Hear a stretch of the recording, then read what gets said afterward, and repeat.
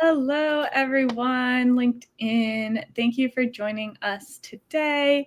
This is another session in Trisha and Maya's ongoing HubSpot AI for Beginners series, where we test out live some of the AI tools inside of HubSpot that admittedly Trisha and I, who are two HubSpot consultants, haven't been leveraging that much. And we're trying to use the AI tools more ourselves.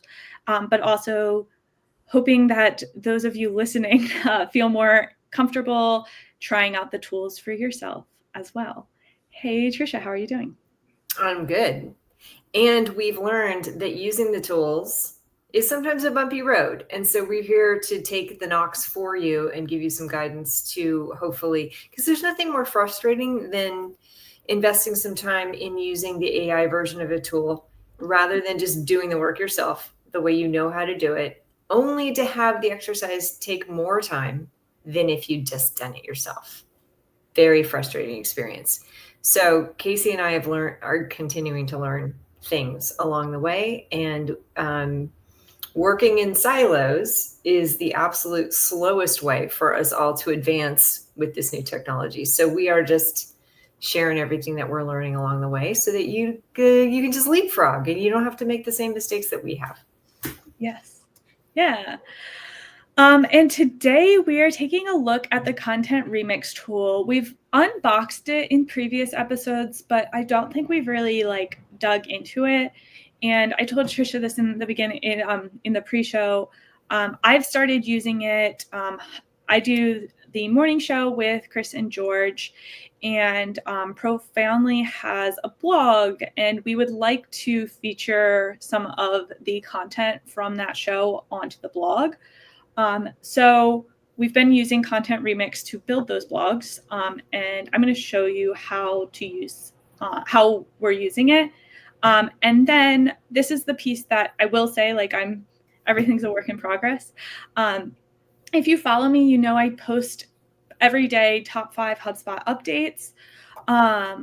And I'm also trying to use Content Remix to build those posts. However, I haven't nailed the prompt there yet.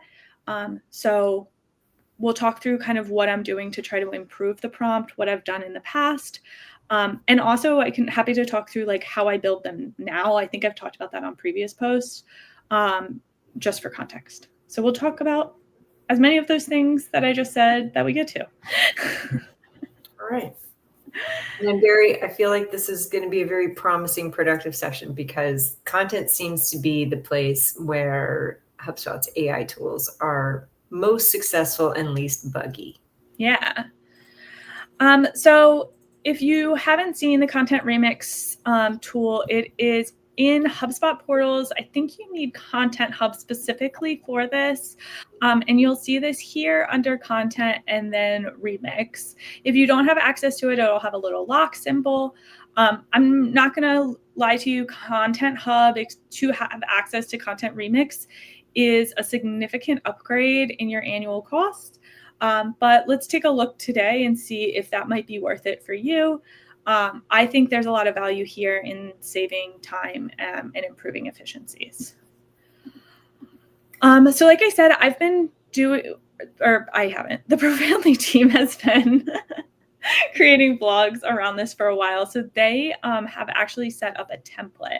And I do just want to highlight this because I think that's a big advantage, because if you, like me, are going to be creating recurring blogs, if you are doing videos or podcasts or any live content and that you'll be repurposing again and again, you can save a template and use that here.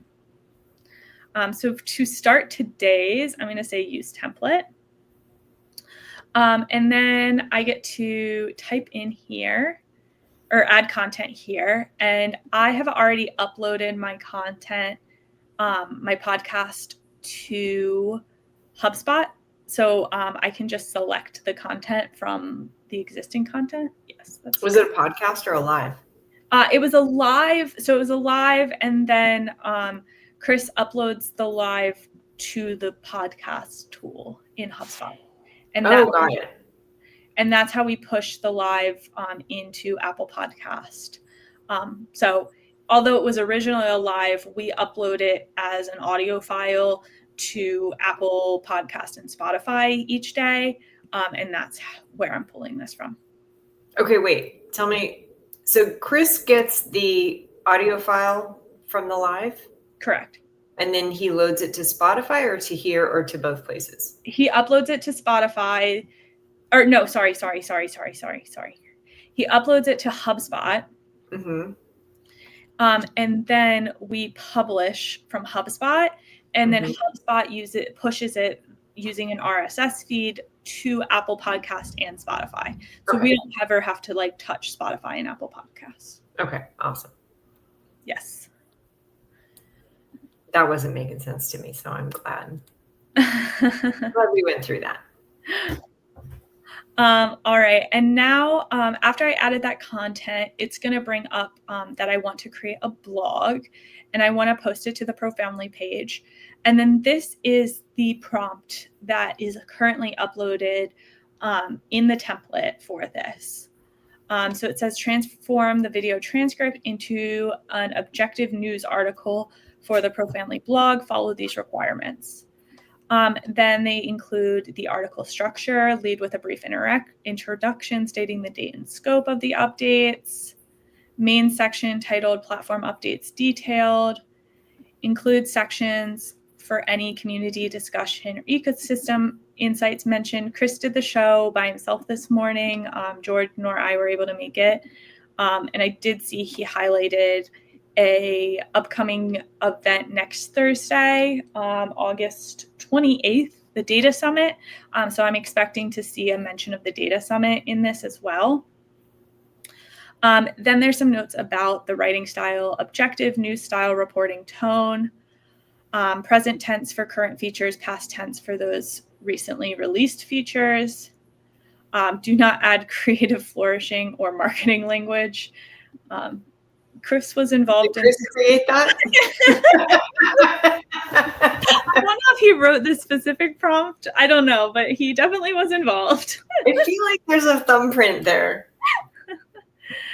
And then there's also some format requirements. Use clear section, headers, easily scanning, include specific details like beta request links, availability requirements and technicals, keep paragraphs concise and focused, and then content focuses as well, prioritize platform updates, mention community discussions, and then a final kind of explanation of creating a comprehensive blog that serves reliable reference document for updates discussed.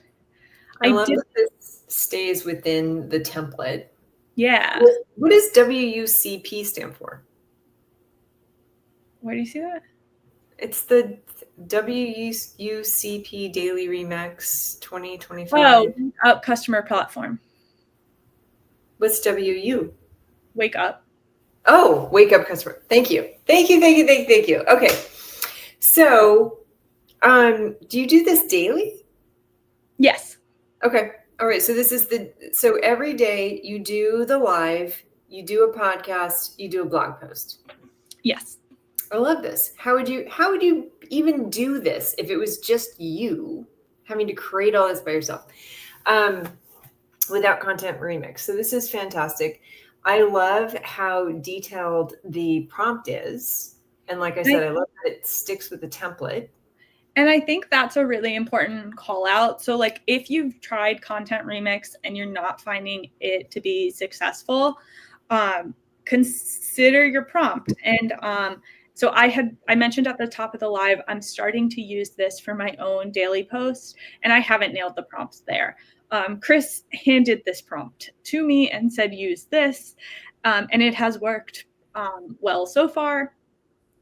However, with my own social posts, I haven't figured out the right nuance with the prompt. So that's something I'm working on. And again, I can show you what I've tried and how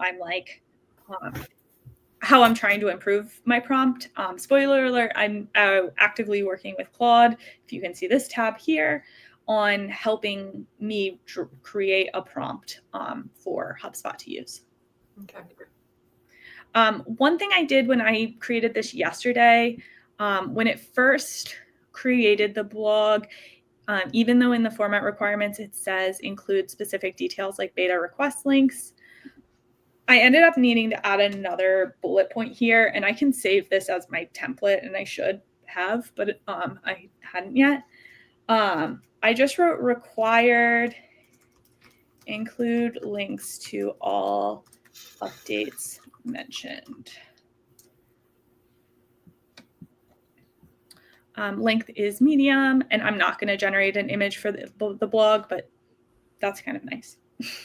Is it links for the updates mentioned? Is it searching HubSpot for those, or is it? No, so I'm going to add another source material, and I'm going to do start from new text, and then I'll just say here are today's updates links for the updates mentioned in the show. Got it. And then I save this every day during the show. I copy all of the updates and the links during the show. So if you've ever watched the morning show and I miss my cue, it's usually because I'm trying to like get the update link. It's almost always whenever I miss my cue. Her phone, man. She's doing stuff. I'm busy, Chris. I'm busy. Yeah, so then here it'll make that. While it does this, I'll add, we can talk a little bit about what I've done so far with the social posts.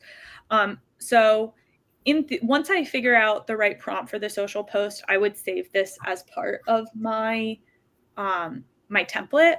But while I'm still navigating that, for right now, I've just been adding another content for social posts here. And then I choose the profile to send it from. My profile isn't connected here because it's the ProFamily profile. Maybe that will help. I'm actually not sure at this point, but that might help. But for right now, I'm saying it would come from Chris.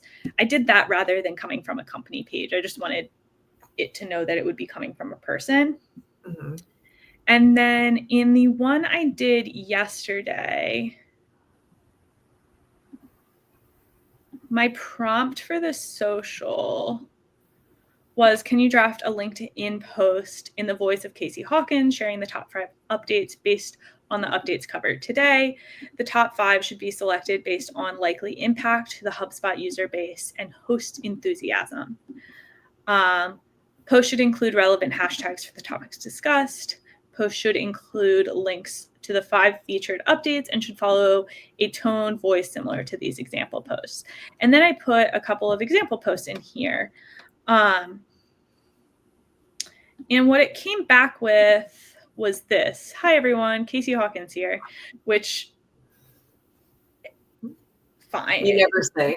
Just not me. Just not me. And for what it's worth, I said that this was technically coming from Chris's page, but Chris also doesn't say, hi, everyone, Chris Carolyn here in his post. So I don't feel like it took that personally.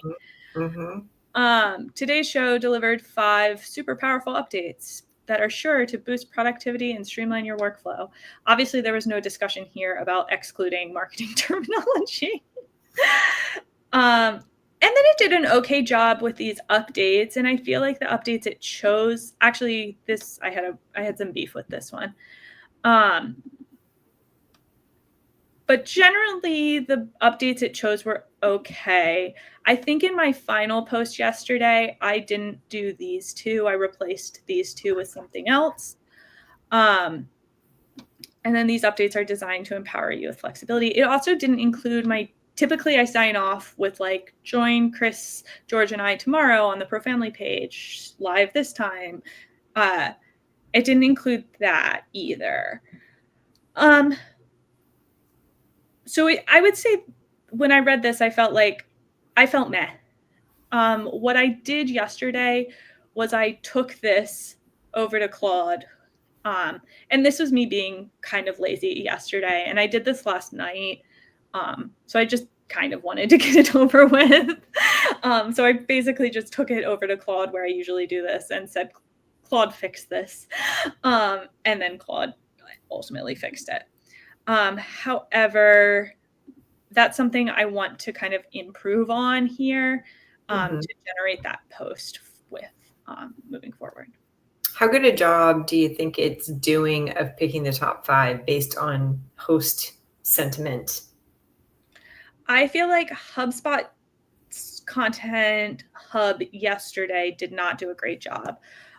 So when we did our topics yesterday, this one, custom SCIM integration, automate user provisioning to simplify identity management beyond default providers. So if you couldn't use, so the out of the box, like authentications are like email, text, and like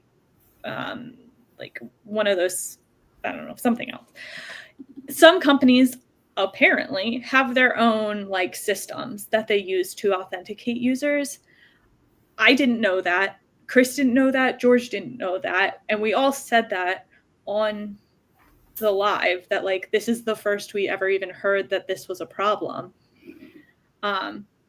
So I guess I just felt like it didn't really nail it.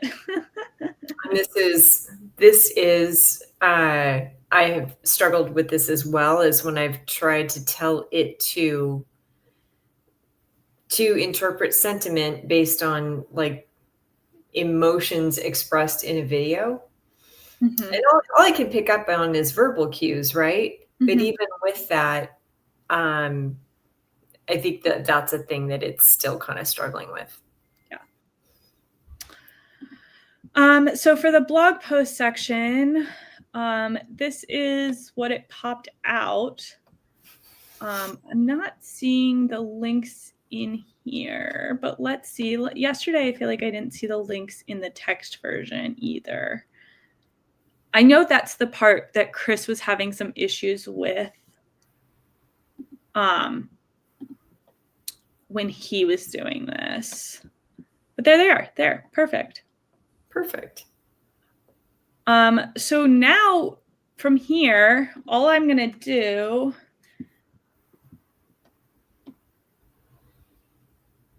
I'm going to drop the podcast in. I actually haven't published the podcast, so that might be a problem. Yeah, I haven't published the podcast today, so that's a problem, but a solvable problem. Either way, though, you get it. I can just pop it in there. Obviously, I'm going to read through this stuff, make sure there's no like glaring things. One thing that comes up fairly often is AI does not know how to spell Chris's last name specifically, so I might doesn't know how to spell my first name, Chris's last name, Riley's first name. I might kind of matter how often you tell it. Yeah, but generally, I mean, this just scanning it looks pretty good. I'm gonna check the links too, but as you can see, I mean, we spent 21 minutes and I was like explaining my way through this, but it's pretty much done. Chris said something about for common misspellings. He said that there's something in the brand kit that you could set that AI would listen to. I think that's true. No, I'm just gonna set my author and my tags. I want to check my URL too, but otherwise I'm pretty much ready to publish here. Yeah, in the brand kit, I do know there is something.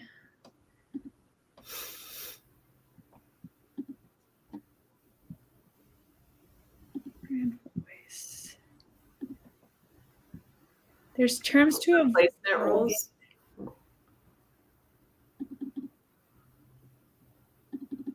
I don't know. Maybe, is it there? The replacement rules? I mean, maybe. Would you have to like put in every misspelling of Carolyn though? Yeah, I guess so. Also, like with brand voice, we'll replace the words when applied. Like I don't. Here, let me do it in a different portal. Profoundly didn't give me that much access. Maybe for good reason, because I'm like, oh, I'll just go on a live and just show your setting. Don't mind me. Add replacement rules. Yeah, so I think, yes, I think you would, in theory, have to like find every way it misspells Carolyn to correctly. I mean, I don't know how many times you would have to do that in this case. Like, I think eventually it figures it out.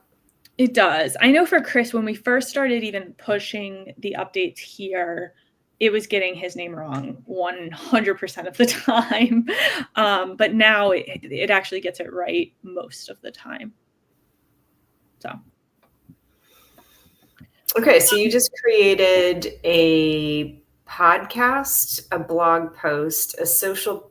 Did you do the social post, or did you I just? didn't do the social post, but I could, and especially if I figured out my prompt, I definitely could. I will show, just for the sake of like, also like why this is easier. I'll say this. This is why once I get my prompt right, this will be easier than what I'm doing now to create my social posts. That's how I will frame this next part of the discussion. So right now, what I do every day, I make a top 5 updates post. Right now, what I'll do is I'll come in here where the audio has been uploaded. Chris Geraldine. Carolyn. That's another one to add to the list. That's really bad. George P. Thomas. And then he says, my co-host Casey Hawkins and George P. Thomas are off today. So it's just me. Sorry, Chris.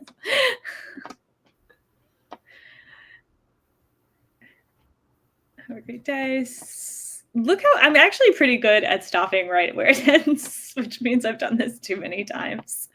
But what I usually do is I go to Claude, and I do Claude because you can paste more text into Claude compared to ChatGPT. I was doing this in ChatGPT for a very long time, and if the show was short enough, it worked okay. But I am getting to a place with Claude where Claude, I feel like, does a little better. But the first thing I do is I say, based on the attached transcript,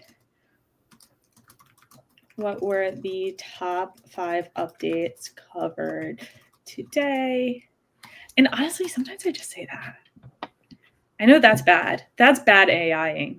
That's a bad prompt. So as we were talking about earlier, there's just like certain obstacles that we've all had, that Casey and I have both had to overcome in terms of just sort of like daily trying to working with this, and the limitations on how much text you can paste into ChatGPT. That's definitely one of them, and a thing that can drive people to move on over to Claude. So good thing to keep in mind. I got lost though. What are you doing in Claude right now? Like, you already wrote the blog post. I'm doing my social post. I'm showing how I usually write my social Okay, post. okay, got it. So usually I ask something like this. Chris Geraldine is actually cracking me up. But and then when I'm on the show, I'll highlight things that I think are different. But I wasn't on the show, so this is a little bit trickier for me today. However, I do feel like there are better ones. Like, I would say, just reading the titles. Why didn't you say this? And again, I gave it a bad prompt, so this is, I feel like that's a good one. Do you have an example of a prompt that you've been using on Claude for social posts for this? Like, do you have one yet? No, I just like work with it. This is what I do. Frank. There's Oh. Frank. Thank you. Hi, man. You're such a handsome guy. Okay, so good break, good time to break. And like, vote for Casey Hawkins for super admin of the year. You can go to that link below. Which is that clickable? It's not clickable. It's not clickable. No. Oh well. Or go to my page. But no, I don't have a good prompt. Which is, when we talk about these, when we do these, we usually come up with new topics during them. I don't think I'm a very good prompter. I'm just not good at it. What do you think though? Why do I think that? Oh, Chris is. Oh, I think Chris is in the comments. I also think he must be cringing watching my prompting. He must be just passing out. You know what? I think that you are a good prompter. I think that you're just not putting the amount of time and thought into it that Chris is. Like, this is very on the fly, fast. Like, Chris clearly sits down and puts time into the prompt and revises it. Yeah. So it's more an intention thing than being good or bad. I think you're right. And I think that, I don't have a great prompt. What I do is I send Claude the transcript. I ask what it thinks the top 5 should be. Then sometimes there's some back and forth with me and Claude on like figuring out what the top 5 really should be.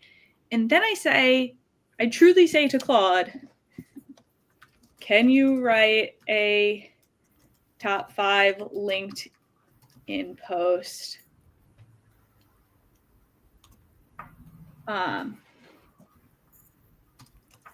Below our example similar posts for tone, voice, and then I paste in my last 3, 4 as well. I do know this. Chris asks Claude to do the prompt for him. This is the superpower that I haven't quite nailed. Is getting Claude to write the prompt for him. So I mentioned at the top of the show that I was working with Claude to help me write a prompt for these social posts that I can use in this remix moving forward. And I am using Chris's tip here. So I asked Claude if I wanted HubSpot Content Remix to create a social media post like this based on the attached transcript. What should I include in the prompt to HubSpot? And it wrote one. It just was like very specific to that post where I need to play with it a little more to make it more general and repurposable. I also think one of my big challenges with these are when I do my top 5 posts, I almost always add something like playful and like personable in the beginning of the post. And I think that's very hard for AI to recreate without me guiding it. But even so, we've been talking for a little, like just over 30 minutes at this point. Awesome. That's right. That's right. But everything has a cost, doesn't it, Chris? All free, all the time. But anyway, in like essentially a half an hour, you've created a podcast, a blog post, a social post. And, like even a year ago, how much and like while we've been talking about this and having a conversation about other things, like how much of that would have been impossible? I could easily do this in 30 minutes or in 10 minutes, probably, once I have my prompts really kind of dialed in here. Here's what I want to know. How the hell does Chris have time to watch the amount of content that he does when he's producing the amount of content that he does? Well, he has a whole ass job and works for like 4 companies. Chris also has been doing in-person work too, which is funny. What do you mean in-person work? He goes into an office a couple times a week. How? What? How is That's what breaks my brain. I knew that was gonna, like, I don't leave my house. Same. I want to know how he's engineered his life to be able to do that. I don't have that muscle. He also will wake up at like 4 a.m. So okay, I'm not doing that. Like, I'm doing other things. I'm growing flowers and like, so it's not he wakes up at like 4 a.m.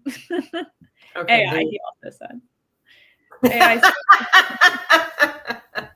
paying for AI specifically. I'm just doing more work to save myself $20 a month or whatever. Yeah, same. Cool. Well, yeah. So again, the Content Hub is not any of these enterprise subscriptions, even professional subscriptions. Like, people, every time they upgrade from starter to a professional or enterprise subscription in HubSpot, it hurts because there is a big price jump, but there's also a bigger feature jump.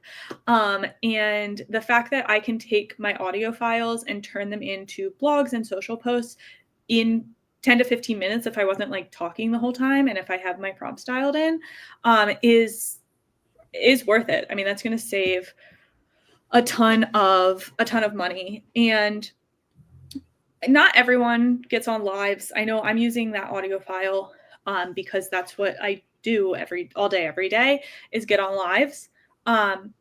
However, I think most of us have calls recorded with our colleagues that might be valuable blog content. You might have company-wide meetings and things like that might be good blog content, trainings and things like that, whether internally or externally, that you could record and turn into a million different things.